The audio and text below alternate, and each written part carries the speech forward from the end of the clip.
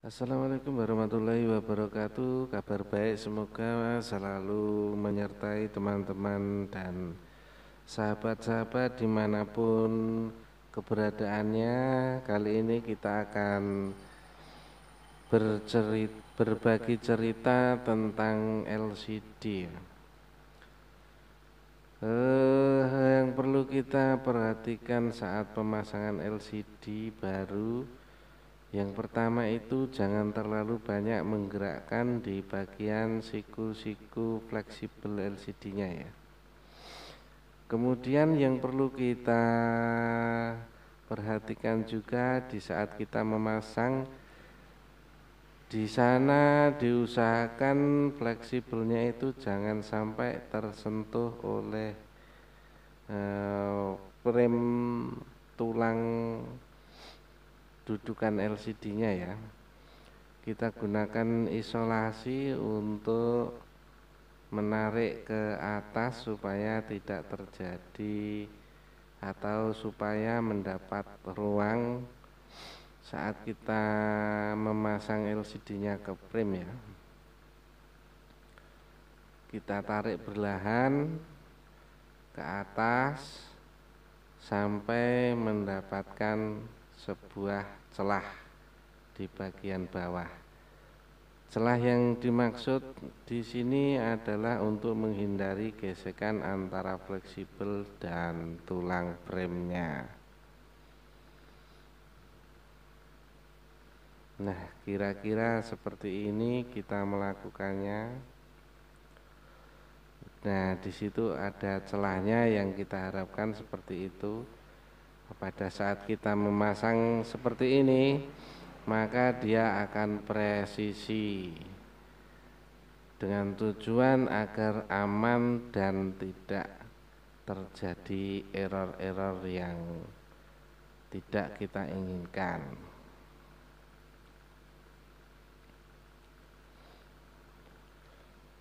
Oke, setelah bagian fleksibelnya, kemudian kita beralih ke bagian frame-nya ya.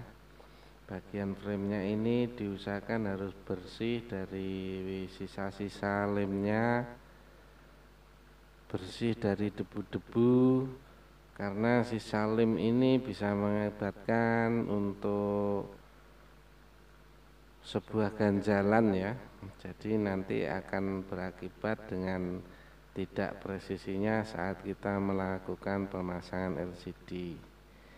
Sementara debu-debu yang melekat pada papan ini yang bercampur dengan lem itu, kalau tidak kita bersihkan secara bersih, biasanya nanti berpengaruh kepada kekuatan lem kita ya.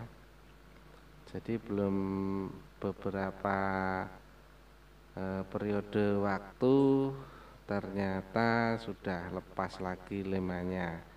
Itu setelah saya perhatikan hanya disebabkan karena kita kurang telaten dalam membersihkan debu-debu jalanan.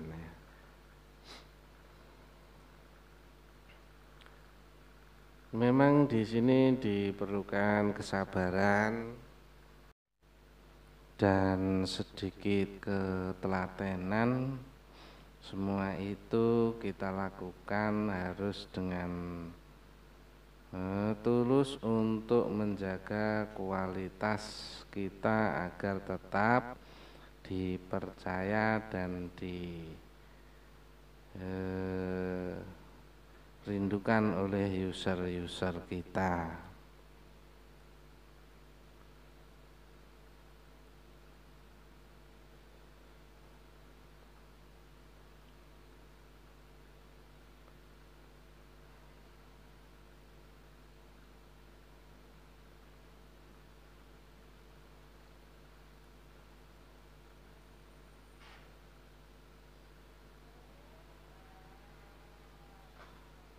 Oke, setelah bersih kemudian kita masuk ke tahap pemberian lem ya.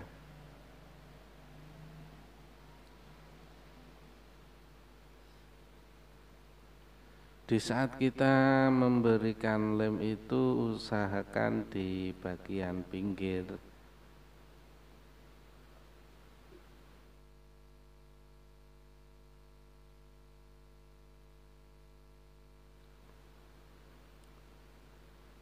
Bagian pinggir-pinggir saja, nggak usah kita kasih lemnya itu sampai ke tengah-tengah ya. Atau kadang-kadang ada yang memberi lemnya itu sampai di bawah tulang. Itu saya rasa tidak perlu dilakukan, karena bisa di samping membawa efek yang kurang efektif dalam pengamatan saya, karena sifat lem ini kalau sudah keras itu sudah kering itu mengeras dan akhirnya menjadi ganjalan, dan ketika apinya terimpit sedikit maka dia akan mudah pecah. Menurut penelitian saya, kalau saya melakukan lem di bagian pinggir seperti ini itu lebih sedikit tahan ya, lebih sedikit tahan pecahnya. Jika pecah pun biasanya retak-retak sedikit, konsumennya masih bisa menggunakan, tidaklah begitu parah. Bedanya kalau pecah dari tengah itu biasanya TS-nya ngacak, tapi kalau pecah dari pinggir-pinggir saja biasanya tidak begitu berpengaruh.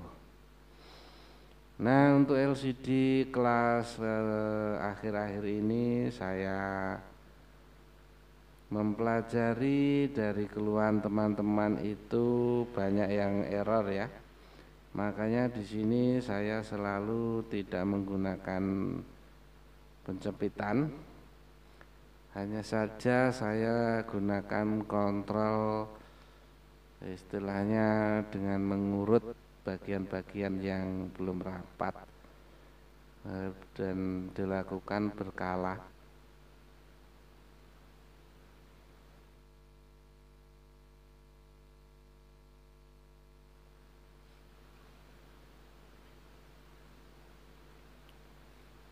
Agar supaya tidak terjadi error, dan saya sudah mendapatkan beberapa kasus, dan memang kalau saya gunakan trik ini rata-rata pemasangan selamat ya.